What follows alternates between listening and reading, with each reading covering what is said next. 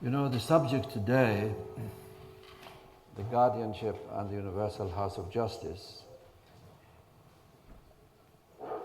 you are fully justified in having the thought, why does he talk to us about the Guardianship and the Universal House of Justice at this time?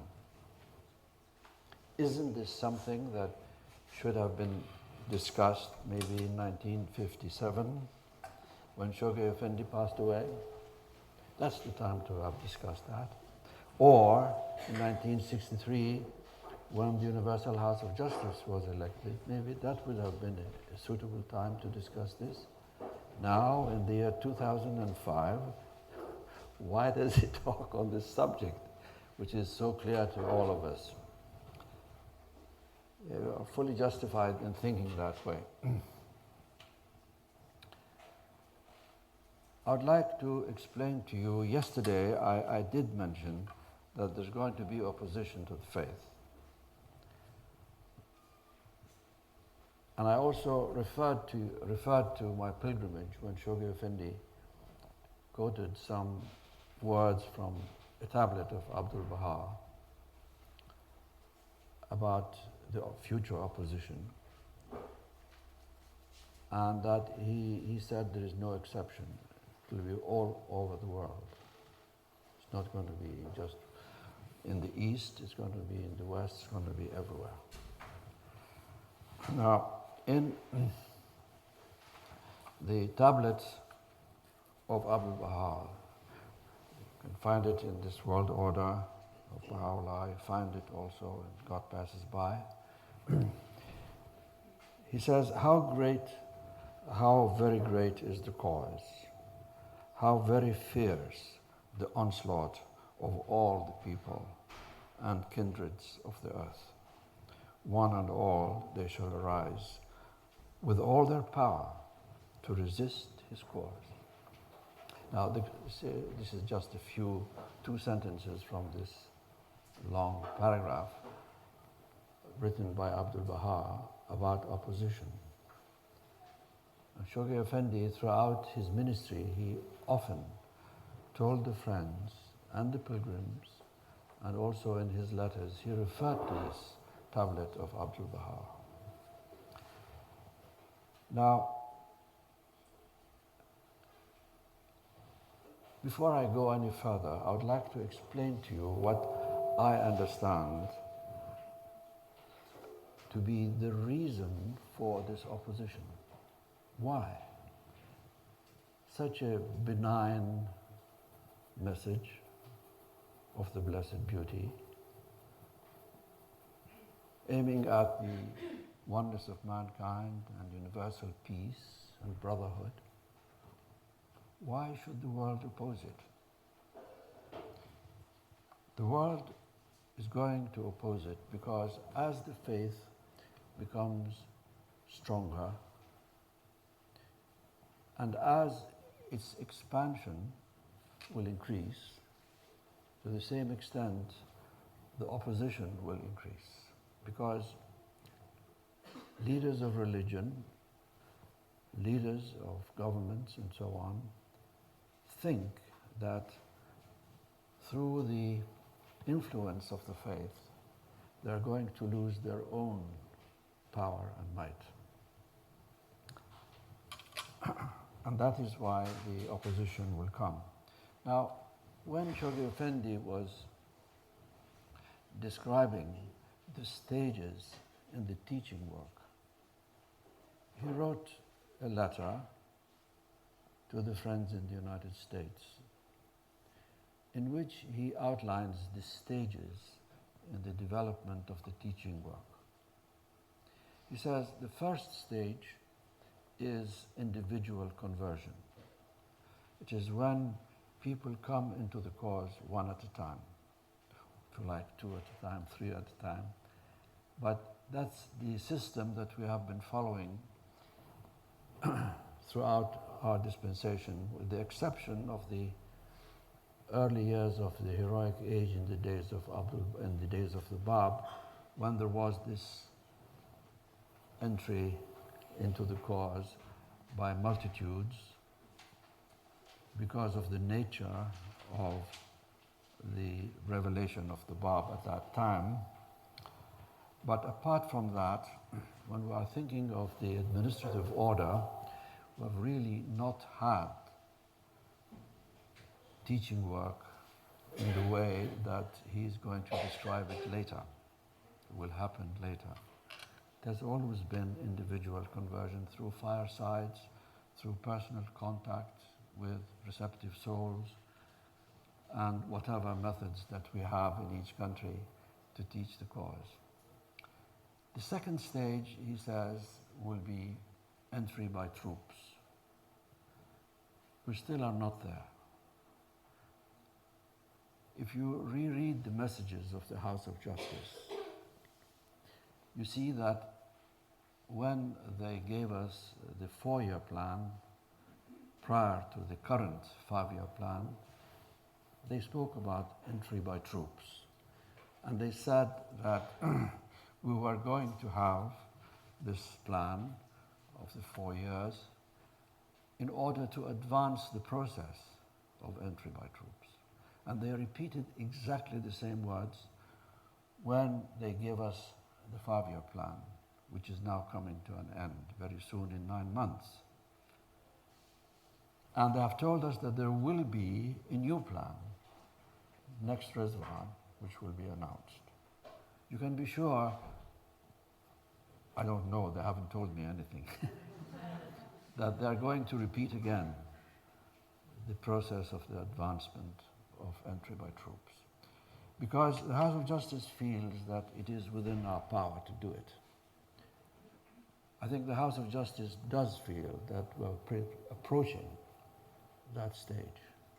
We're not there yet. We're almost at the threshold of that stage if we follow the guidelines we receive from the World Center. But that is something which is pretty close. Now, when entry by troops does come, what do you think is going to happen to the opposition? It's going to increase, undoubtedly. There will be more attacks on us everywhere as we enter the stage of entry by troops. Now, Shoghi Effendi goes on to say that there will be a third stage after entry by troops. Before I leave the subject of entry by troops, I want somebody to keep watch about the time and let me know. Yeah? When Shoghi Effendi,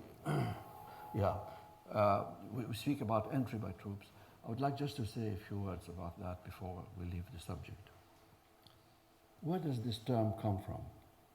Entry by troops. It is in the tablet of Baha'u'llah to Nasruddin Shah. In this new compilation sent from the World Center, the summons of the Lord of Hosts. You find there Surah Hikal, which comprises these tablets to the rulers by Baha'u'llah, from Baha'u'llah. And one of the tablets there is the tablet to Nasruddin Shah. Towards the end of the tablet, he uses this term, entry by troops. And he tells him that very soon God is going to open a new stage for his cause. And he will open, something opened, I think, a portal for the troops to enter into the cause.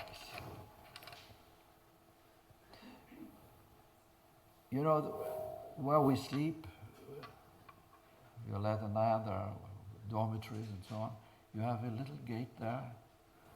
It has 2 doors. It has the main door, and it has a little door for entry by one at a time. In the old system, that's how it was. If you go, for example, I'm sure those of you who have been to Haifa, pilgrimage, you've seen this great gate for entrance into the city of Akka, the old city of Akka. And you see there are two gates, two entries. One is the small gate, so that people enter one at a time. They used to do this in order to control the people as they came in. And then there is the major gate. It has two leaves. And Baha'u'llah is saying, now these two leaves will open. So far, it has been one at a time, but God is going to open the two leaves, and troops will come in.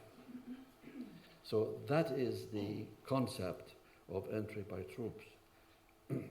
But Shoghi Effendi goes on to say that there will be a third stage, and that is mass conversion. Now, mass conversion is not in our hands.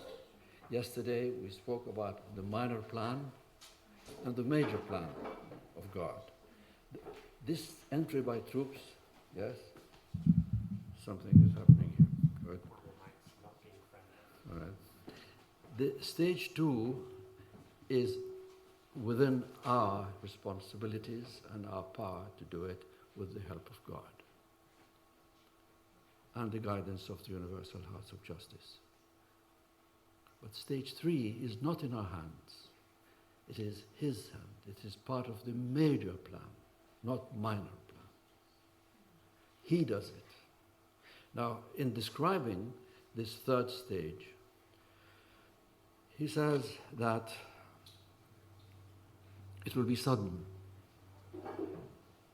It will come about through mysterious, he uses the word mysterious, ways. It's not something that we can dimly even visualize. Writing on the same subject to the Persian friends, he uses the term unexpectedly. It's not only suddenly and mysteriously, it is also unexpectedly. I remember when this particular letter in Persian came to the friends in Iran, we were sitting in a room discussing this particular letter.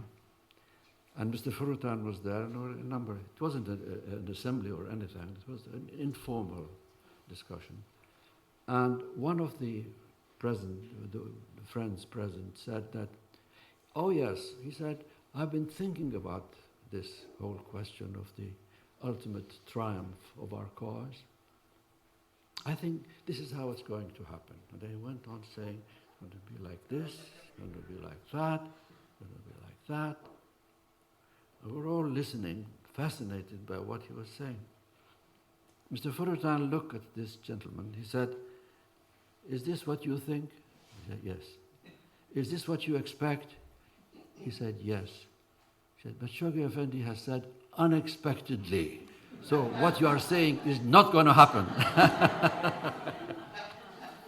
This is your own thinking. So we don't know how it's going to happen, really, because it's mysterious. And then this would result in a sudden 1,000-fold increase in the numerical strength of the Baha'is, and 1,000-fold increase in the material and spiritual power of the faith. And this is what he has written. He's written it over his own signature. He's published it for Baha'is and non-Baha'is to see, and it's in print. Now, this third stage has not happened, definitely. We're just beginning to approach the second stage under the guidance of the Universal House of Justice. I remember during the crusade of Shoghi Effendi, we were so excited, some of us, that when we had, let us say, 5 people or 6 people or 10 people come into the cause in 1 week, we'd say, oh, we've had mass conversion. But this is all, of course, did not happen that way. This is for the future. All right. Now, coming back now to the question of of today, the Guardianship and the Universal House of Justice. So opposition is coming.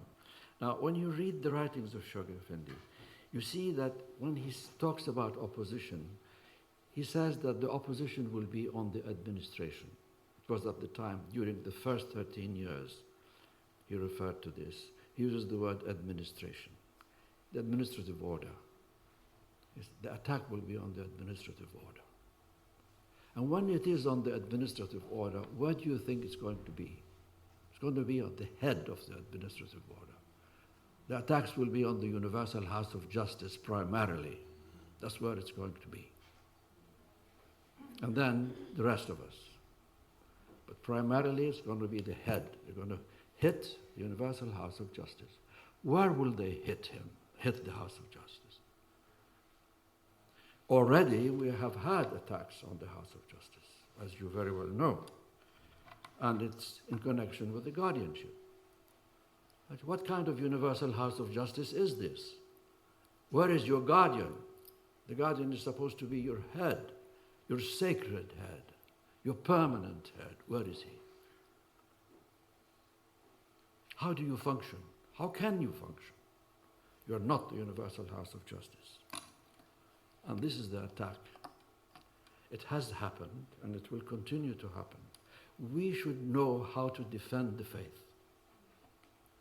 The purpose of this session is only this, so that we understand really, I'm sure you do, but maybe I'm trying to share with you my understanding of this subject, so that we know how to defend the Baha'i faith against these attacks. How do we defend the House of Justice when this day will come? And that we have to understand very clearly. This brings us to the subject of the covenant. I'm so glad that Mr. Bartlett last night did talk to us about the covenant and the importance of being firm and steadfast. But this is where the attack will be. You know, Shoghi Effendi did explain that there are two types of covenant. The covenant of the manifestations of God. In other words, each manifestation gives us the promise of a new manifestation. It is the greater covenant. And he explains that in his letters. And then there is the second type of covenant, which is the lesser covenant, which is the covenant of the manifestation, himself telling us who we should follow after him, who his successor should be, Abdul Baha, and then the covenant of Abdul Baha in his will and testament about what the future should be after him. So the covenants of Baha'u'llah and Abdul Baha have to be studied carefully. Shoghi Effendi towards the end of his life kept on repeating, not only to the British NSA, but to all NSAs as far as I could see, the 12 national assemblies at the time. Study the covenants, plural, of Baha'u'llah and Abdul Baha. So that is a very important thing. And because, according to the will and testament, this will gives us the anticipation of what's going to happen in the future. Sometimes we think that, well, the will and testament was in order to appoint Shoghi Effendi. And since Shoghi Effendi was appointed and we had the ministry of Shoghi Effendi, we can set the will and testament aside, more or less. This is not so. Shoghi Effendi uses a term. He says that the Kitab-e-Aqdas is the charter of the future Baha'i world civilization. This is the title that he has given to the Kitab-e-Aqdas.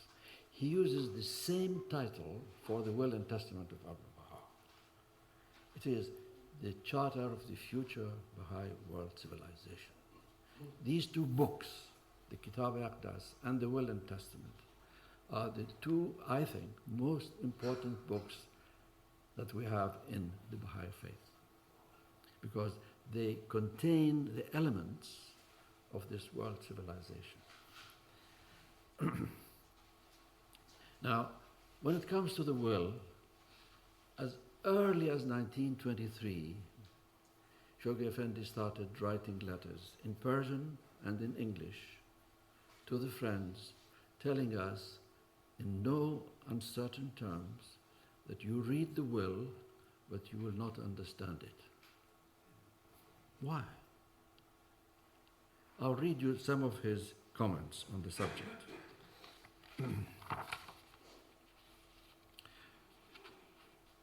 For example, writing in 1923, the contents of Abdul Baha's will and testament are amazing in all their aspects. The provisions of this document have challenged and perplexed the keenest minds.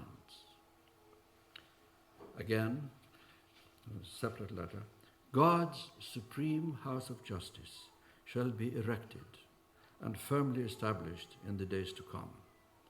When this most great edifice shall be reared, God's purpose, wisdom, universal truths, mysteries, notice the word mystery, mysteries and realities of the kingdom, which the mystic revelation of Baha'u'llah has deposited within the will and testament of Abdul Baha, shall gradually be revealed and made manifest.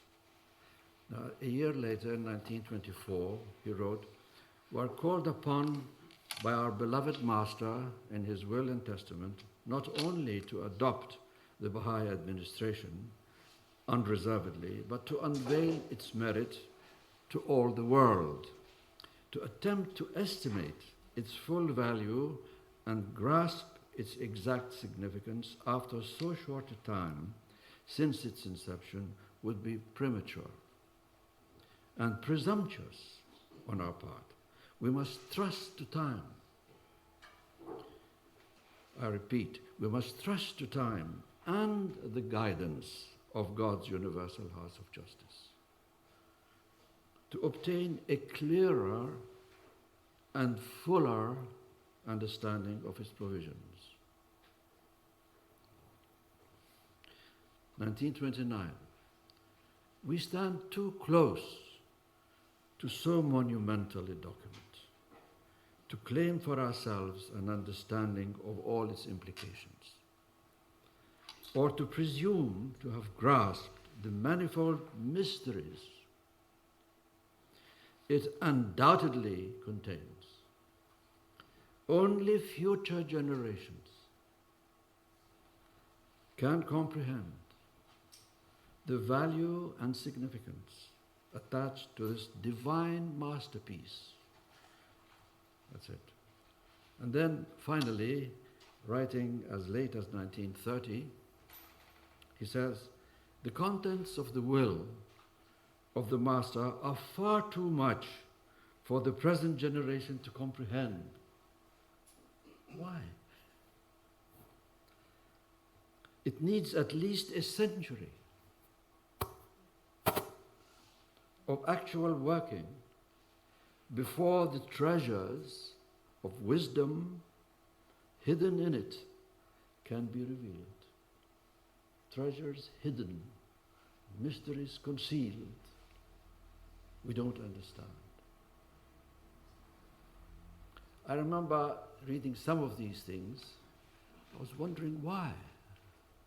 It's plain English, and I could read Persian. It was plain Persian. Why? Shoghi Effendi is appointing a successor. That's it. We accept that. What is Shoghi Effendi talking about? Why 100 years? 1921, 2021.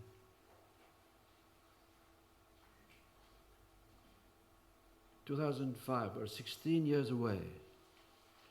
And as you know, the House of Justice has told us that there will be plans up to 1921, to 2021, which is the 100th anniversary of the passing of Abdul Baha, the 100th anniversary of the inception of the formative age of our faith. They've drawn our attention already to this year. But Shoghi Effendi says, we have to wait for the guidance of the Universal House of Justice to understand the full implications of the will. Now, after the formation of the House of Justice in 1963, the House of Justice received several letters from individual believers, indeed from some national assemblies, asking for clarification on this subject, because this was puzzling the Baha'is of the world. And the House of Justice has wrote 3 letters. These have all been published, and you find them in this book, Messages from the Universal House of Justice, 1963-1986. It's there. Those 3 letters are extremely important for the Baha'is to study and to understand. What I'm presenting to you is everything you know. It's nothing new. It's all in these 3 letters, which I'm sure you must have written, you must have studied, and you must have discussed before. Now, when you read Shoghi Effendi's letters, comments about the will and the Kitab-i-Aqdas, he says that there is nothing in the will and testament of Abdul Baha which contradicts the Kitab-i-Aqdas. The 2 documents complement each other. He also says that in the question of successorship, Abdul Baha followed the same method as Baha'u'llah. There was an identity of method in the question of successorship. These are all in the first 2 letters that you find in the World Order of Baha'u'llah. World Order of Baha'u'llah, further considerations about the World Order of Baha'u'llah. These are there. Again, in these letters. The institution of the guardianship does not nullify anything which has been written by Baha'u'llah in his Kitab-i-Aqdas. Now, when the friends who are aware of what the Kitab-i-Aqdas says and who are reading these statements made by Shoghi Effendi, really these were puzzling to those of us who knew the 2 books well. Why? And I want your full attention here. You may be daydreaming for a little while, it's okay. But now, I want you to listen carefully to me, please. All right, let me have some water. All right. Thank you.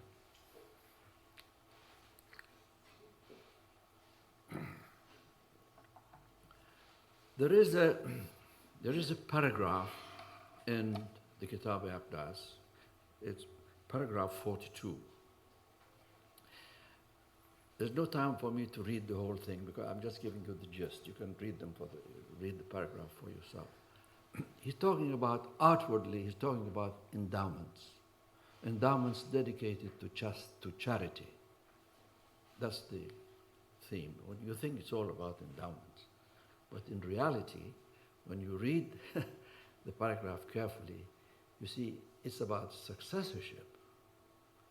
He's using endowments as an excuse as to who should receive the endowments. And how does he express it? He says, first, these endowments dedicated to charity should go to him, the manifestation himself. That refers also, of course, to Huququllah, all these important international funds. After me, the Aghsans. Aghsans is a plural of the word Ghusn. Aghsans means branches. Ghusn is branch. Branch means, in the terminology of Baha'u'llah, a male descendant of Baha'u'llah. His son would be a Ghusn. And then, of course, in his lineage, the male lineage. Okay. Now, he says, the manifestation, now this is the order of succession. The manifestation, after the manifestation, the aghsans, the branches, after the aghsans, the universal house of justice. If by then, at that time, it has been elected. If not, temporarily, there will be the people of Baha who would be responsible for the headship of the faith until the house of justice is formed. Now, you read the will. The will says, a part of it anyway, says, Universal House of Justice is to be there, yes. Shoghi Effendi is going to be there, yes. But Shoghi Effendi is going to be a member of it. He's not going to be only a member of it, he's going to be the head, the sacred head. So the two should go together, should be together. Who was Shoghi Effendi? He was a Ghusn. He was a branch. He was in the lineal line of Baha'u'llah. He was a chosen branch. Abdul Baha calls him in the will. So, outwardly, there is a contradiction. Abdul Baha is envisaging a continuation of the line of the Aghsans. Baha'u'llah envisages the end of the line of the Aghsans, because he says, after me, the Aghsans, after the Aghsans, the House of Justice. After. Same word. So he is envisaging a termination of the line of the Aghsans. Abdul Baha in his will is saying it will continue. This is contradiction. Shoghi Effendi says there is no contradiction. You don't understand the will. There are mysteries in the will. There is a wisdom in the will that will be revealed later. And the House of Justice will reveal it for you. This is exactly what happened. If you reread the will, you see that, first of all, you have to bear in mind that the will and testament of Abdul Baha is in 3 parts. First part, there are no dates given for each of the 3 parts. But from the contents of each part, you come to the conclusion when it should have been written. First part should have been written around 1901, because that's when the Commission of Investigation came to the Holy Land to investigate the activities of Abdul Baha, and he must have written his will at that time. And reference is made to a letter that he quotes from, a letter written by the son of Muhammad Ali, Shu'a'ullah, in which he quotes the exact words of Shu'a'ullah in that particular letter. From that letter, it's very clear that Muhammad Ali and Shu'a'ullah were planning to kill Abdul Baha. He quotes that in his first part. Now, judging from the date of the letter, which was attached, you know, it's about that time, 1901, 1902. Okay, second part is when the second Commission of Investigation came to the Holy Land, 1907. And that's where he says, I'm in grave danger. Because at that time, the commission was planning to go back to Constantinople with a report that indeed Abdul Baha was involved in all kinds of spying activities, that he was in collusion with the Americans and the British and so on against the Ottoman Empire, and that he was building a fortress on Mount Carmel, which is, of course, the shrine of the Baha. They were taking this report, and Abdul Baha was saying, I'm in grave danger. I'm writing this will. Second part. Now, the third part, it's very difficult to come to a conclusion as to exact date of the third part. But it must have been sometime after 1907, and of course, before he passed away in 1921. So that is not the point. If you read the first part, you see that the presence of Shoghi Effendi is there, clearly stated. Shoghi Effendi was born in 1897. So at that time, he must have been about 4 or 5 years old. All right. The second part, 1906, 1907. How old would Shoghi Effendi be? About 10 years. 10 years old. Now, please be with me. Abdul Baha says, I am in grave danger.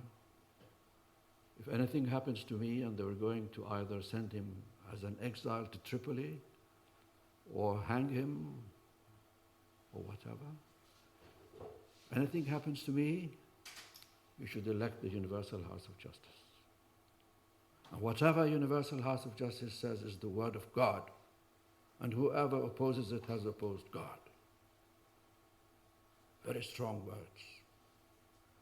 Where is Shoghi Effendi? 10 years old.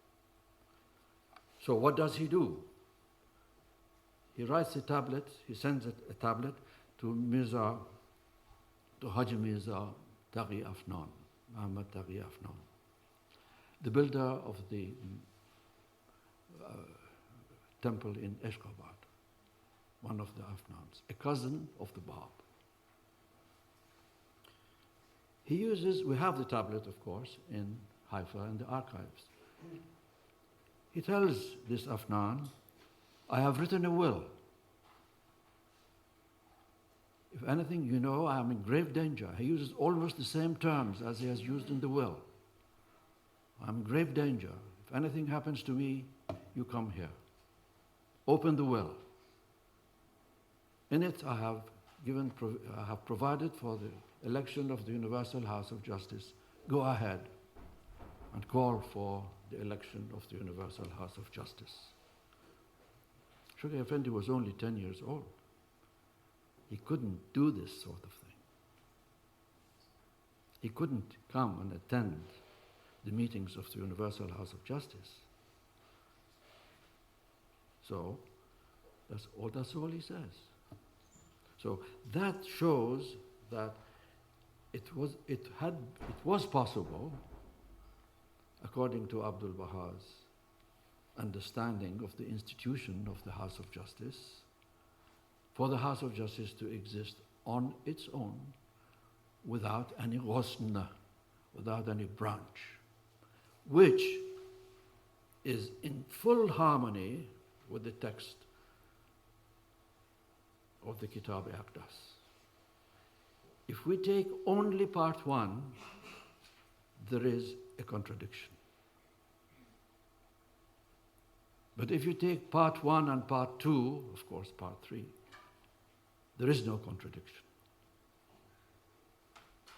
And the institution of the guardianship does not, as Shoghi Effendi himself said, nullify any provision of the Kitab-i-Aqdas.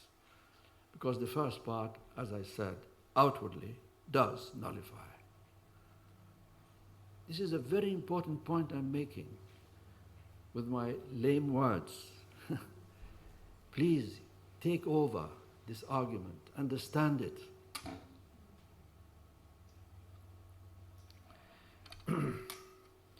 Now,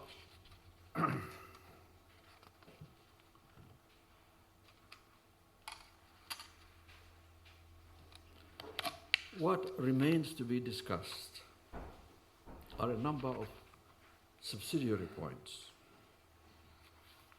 First is, when you look at the part 1 of the will, and when he speaks about Shoghi Effendi appointing a successor to himself, which anticipates the continuation of the line of the Akhsans,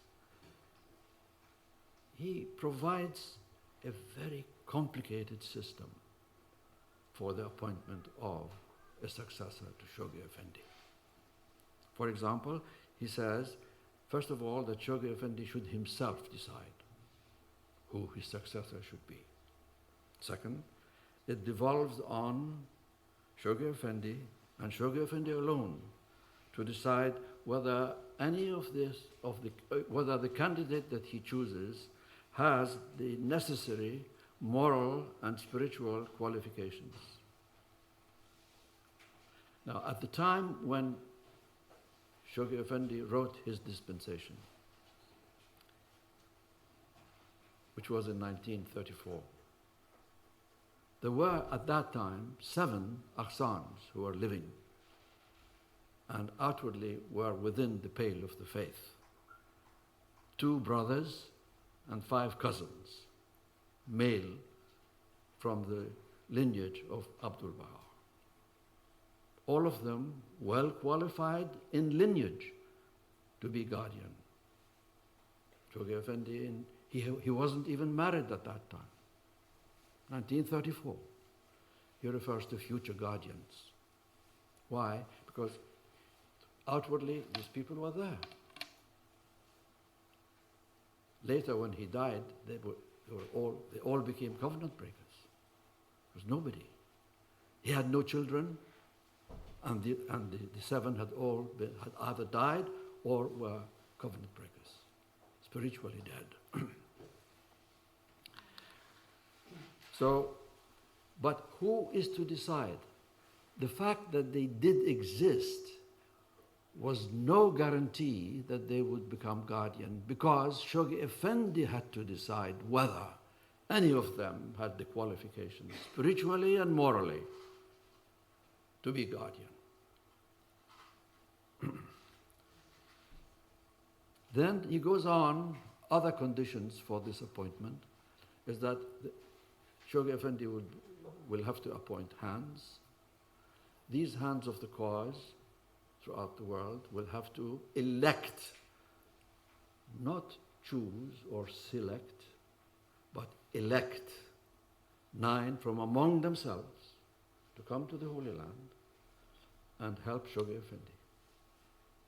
That's another condition.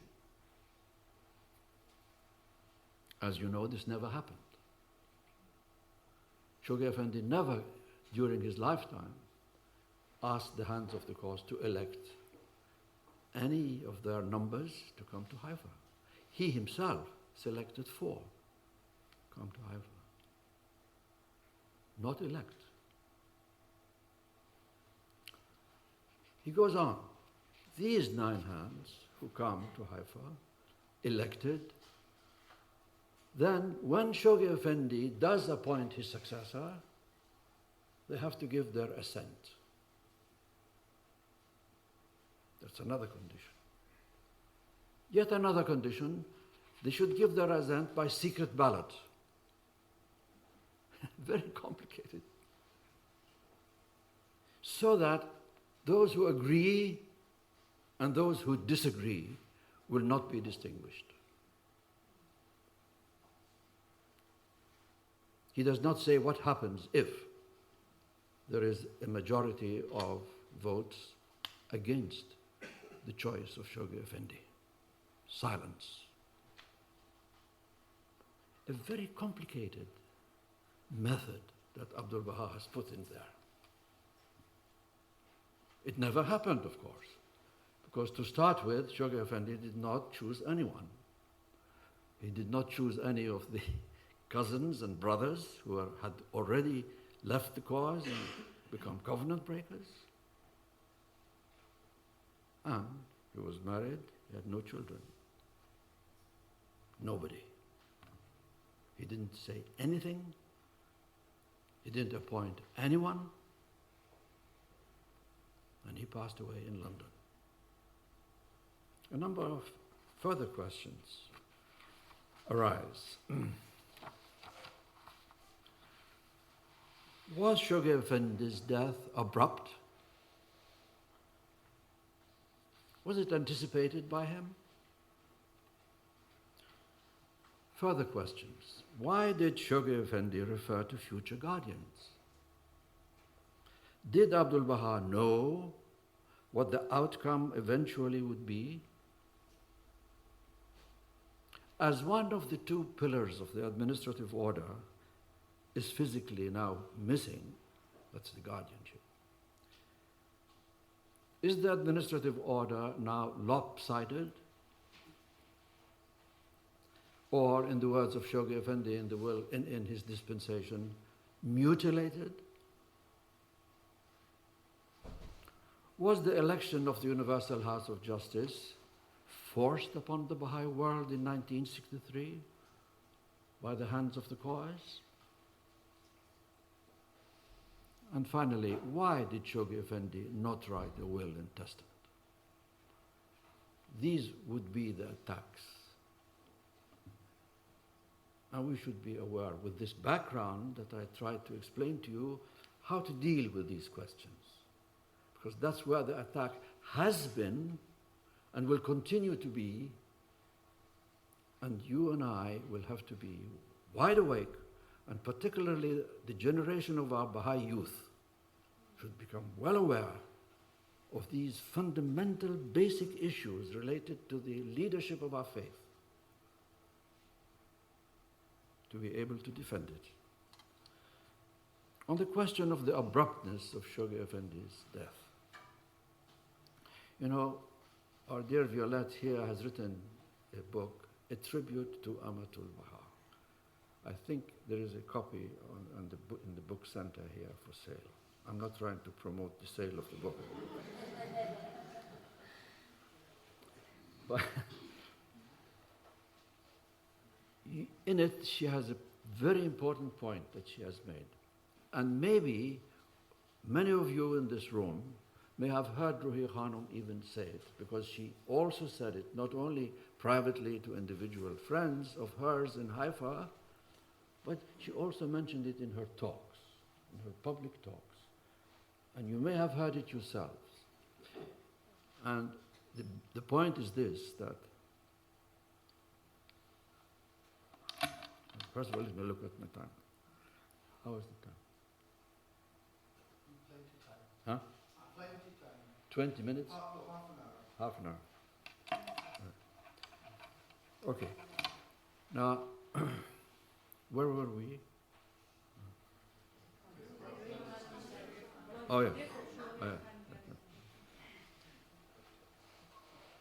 Ruhi Khanum says she was working at her desk one day.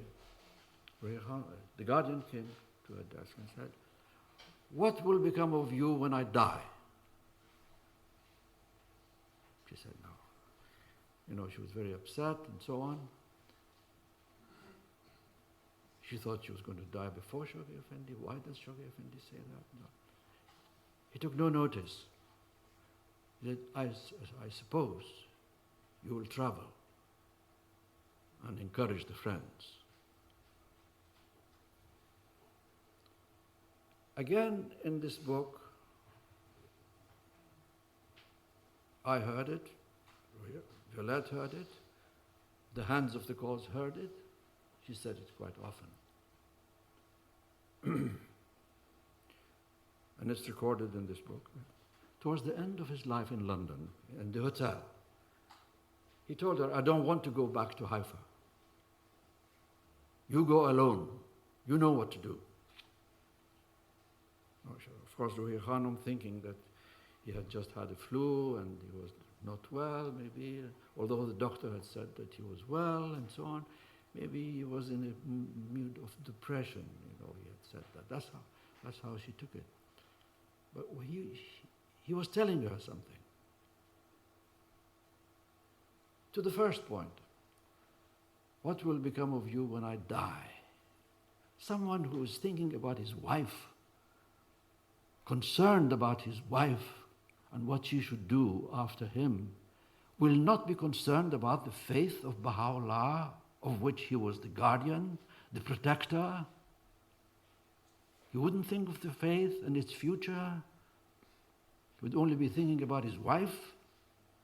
Is this possible? Is this conceivable? It's impossible.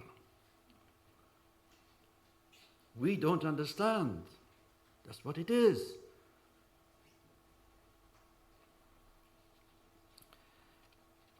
His reference to future guardians. I touched on this point when I said that when he was writing the dispensation, these people were there. He couldn't say there will be no guardian or anything like that. They were there. He had to talk about future guardians and about the function of the guardianship, that no guardian could ever claim to be a perfect exemplar of the faith. He included himself, and things like that about future guardians. And later on, because they didn't all become covenant breakers in 1934, they carried on for a number of years. And then he married, and there was a possibility of his having a son. None of these things happened. Come 1957, nothing. All gone, no sons. So for him not to have said future guardians would be a shock to the Baha'i world. If he were to say, I'm going to be the only guardian, the first and only, it would be a shock. This would be against the will and testament. How would you say that? How could he say that? He had to follow what the will outwardly and emphatically said. Because the appointment of this line of guardians is stated very emphatically. The other one, part 2, is stated in a very indirect way, in a very subdued way. But the other one is very clear.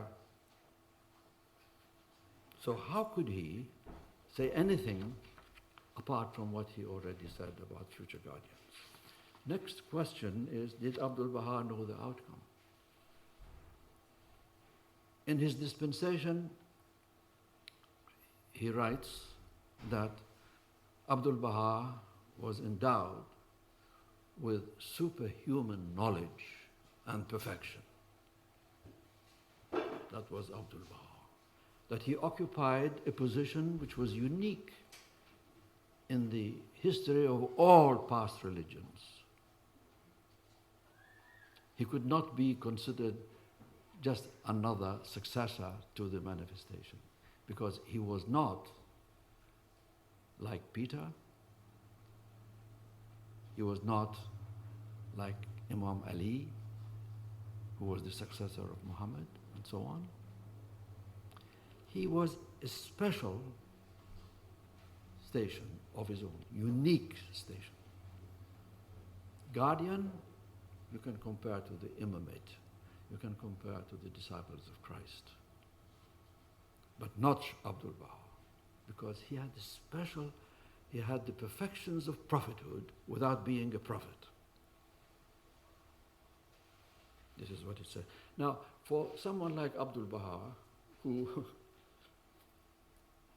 knew the future, for us to, in our thinking, to say, no, he did not know. How could we say that? Impossible. It reminds me of a situation when the Committee of Investigation, the second one, 1907, was there, and there was a ship outside waiting for him. The Spanish consul in the Holy Land was a very close friend of Abdul Baha, and this ship was an Italian ship who was his friend. He had arranged for Abdul Baha to take the ship and go away. And so Abdul Baha appointed 9 Baha'is in Akka, 9 outstanding elders, if you like, of the community. He told them, you consult, what should I do? They consulted, and they came to the unanimous conclusion that Abdul Baha should leave. For the protection of the cause, he should leave. So they told, when Abdul Baha asked, what is the result? He said, the result is that we beg you to leave, and we are here. We will look after the affairs of the cause while you are away. Abdul Baha's answer. The Bab did not run away. Baha'u'llah did not run away. I will not run away. This is a little bit, to our thinking, if we want to think about it, a little bit un-Baha'i.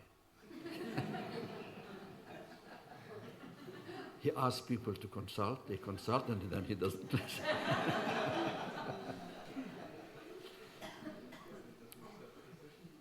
He wanted to make a point.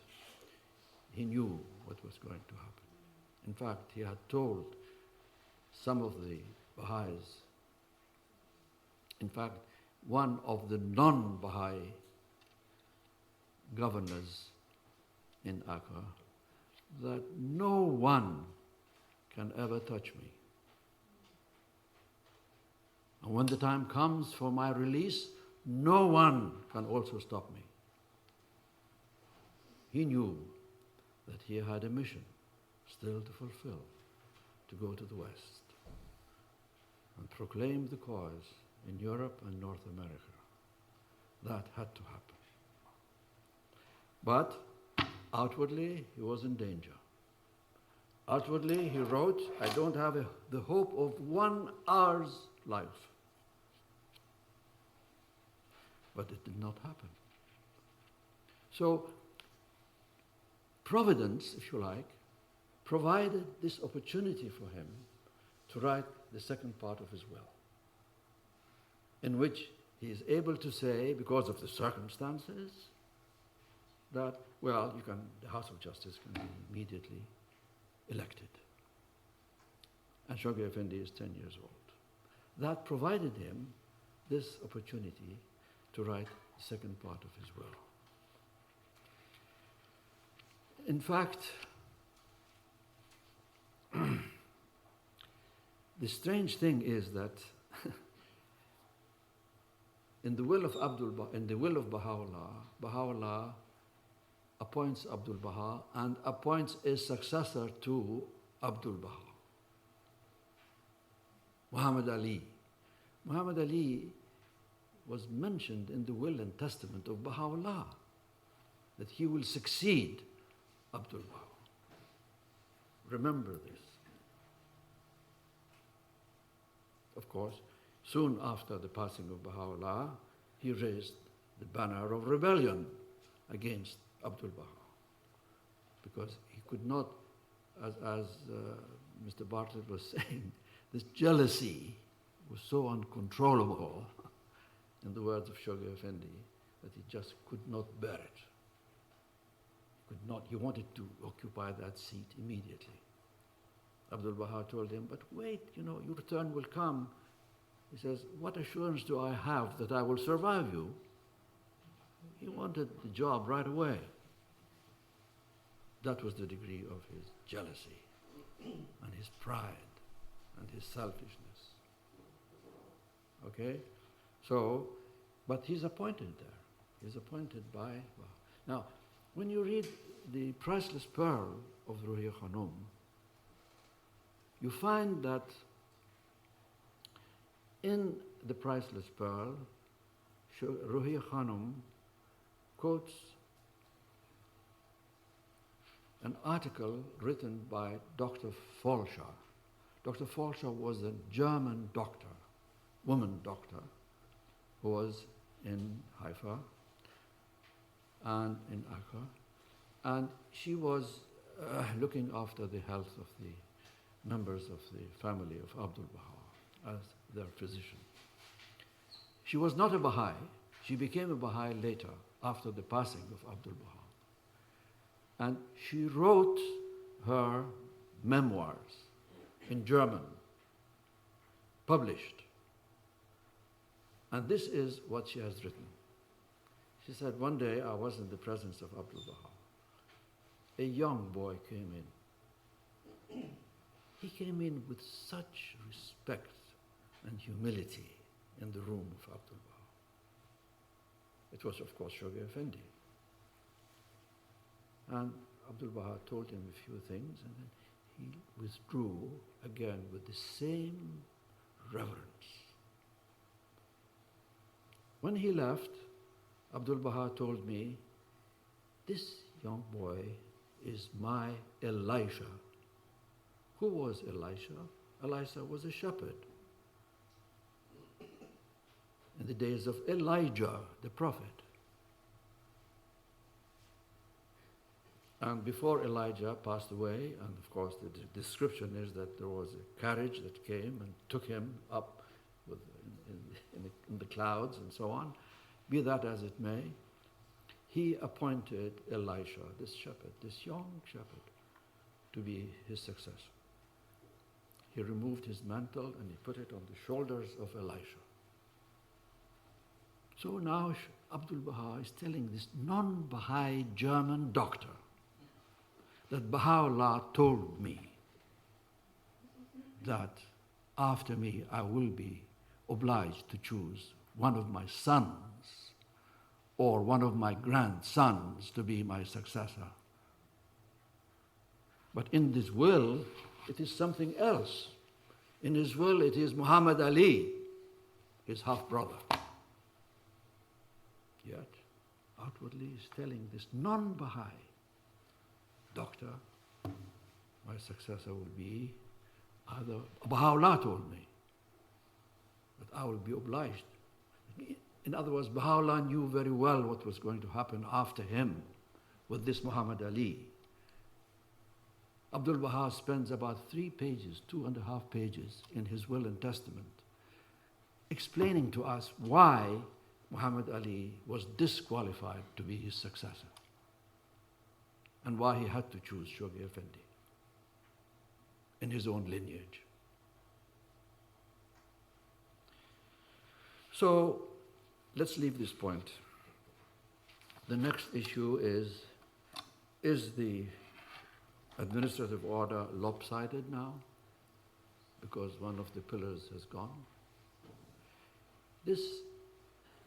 If this had been the only architectural analogy that Shoghi Effendi had given, yes, we had the right to come and talk about it.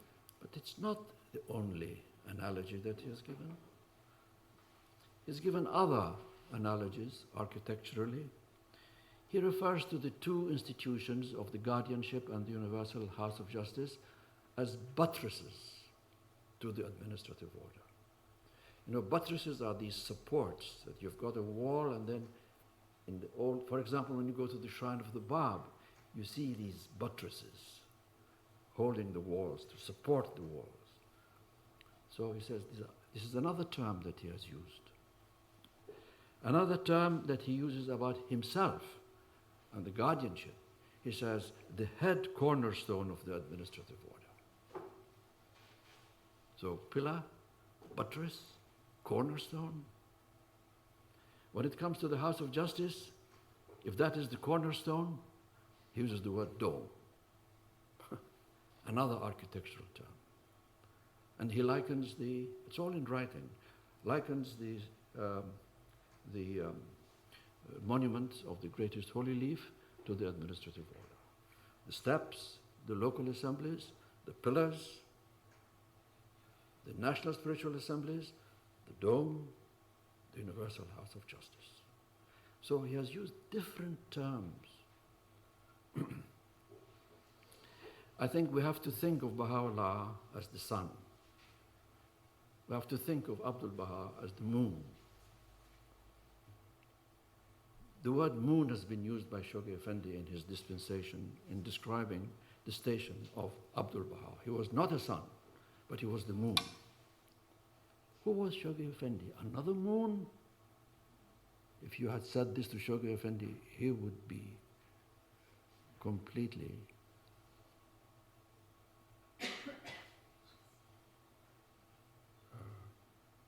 surprised for you to think like that. Shoghi Effendi did not consider himself to be another moon. He says that the distance separating me from Abdul Baha is far greater than the distance separating Abdul Baha from Baha'u'llah. You have to think of him as a satellite revolving around the moon. And that reminds us of the title given by Baha'u'llah to Abdul Baha. He calls him he round whom will revolve all names. This is one of the titles given by Baha'u'llah to Abdul Baha. It is very interesting here that the word names, as translated by Shoghi Effendi, is a small n. It's not a capital N. Because the word names and attributes, when it refers to the names and attributes of God, he always capitalizes N. Attributes capitalizes A.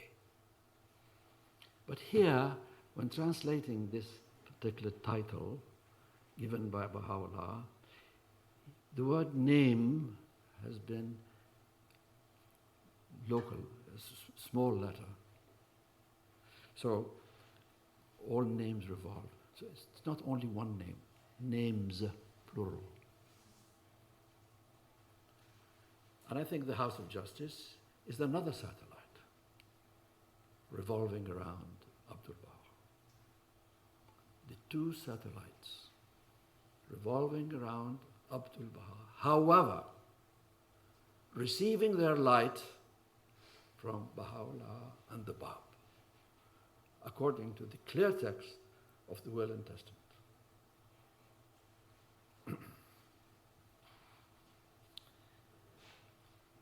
Now,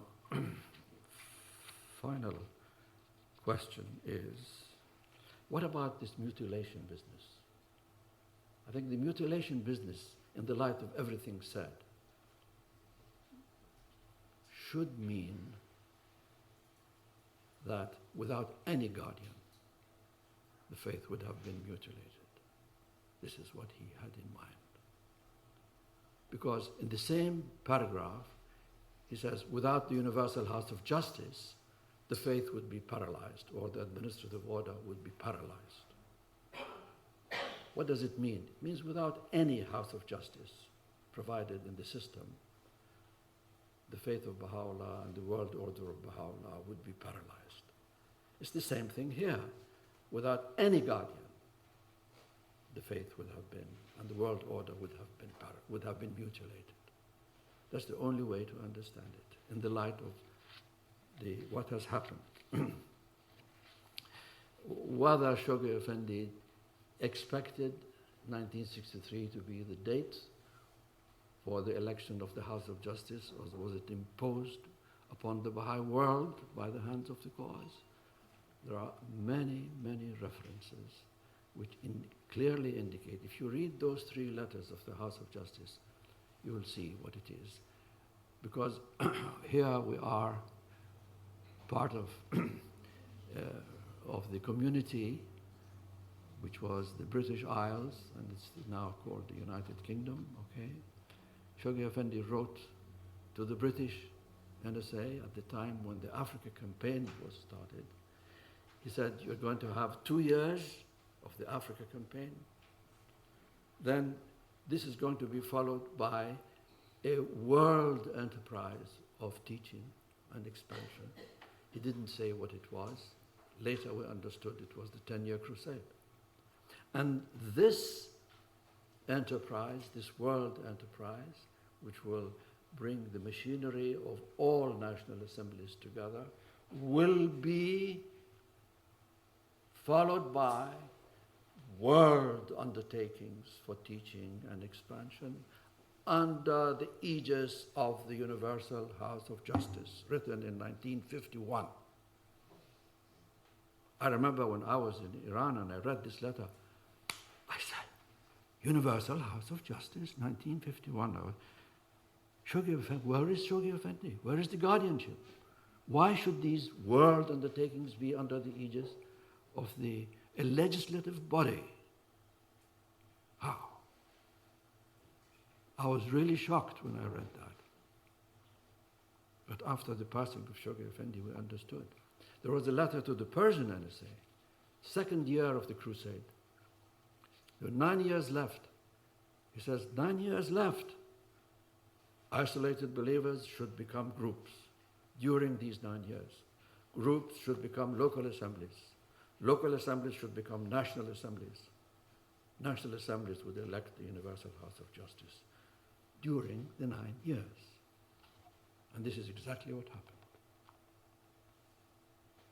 At the time when he wrote it, there were 12 national spiritual assemblies. By the time 1963, there were 56 national spiritual assemblies. Finally, why did Shoghi Effendi not write a will and testament? You know, in many, to many pilgrims, he used to say that that my dispensation is like my will and testament, the dispensation of Baha'u'llah. Ruhiya Khanum in The Priceless Pearl says that Shoghi Effendi said that whatever I had to say, I have said it in the dispensation. This is in The Priceless Pearl. The question was put to the House of Justice, and the House of Justice replied in 1966, the fact that Shoghi Effendi did not leave a will cannot be adduced as evidence of his failure to obey Baha'u'llah. Rather, should we acknowledge that in his very silence there is a wisdom and a sign of his infallible guidance. He also in the dispensation refers to the will and testament of Abdul Baha as a perpetual link joining the heroic age to the formative age and linking the formative age to the golden age. The will and testament of Abdul Baha. We are sitting here, friends, under the shadow of the will and testament of Abdul Baha. The will and testament of Abdul Baha is not something that we should have read in 1957 and just placed it on the shelf of our small library. We are under the shadow of the will and testament of Abdul Baha and the Kitab-i-Aqdas, the two charters for the future world civilization. Thank you very much.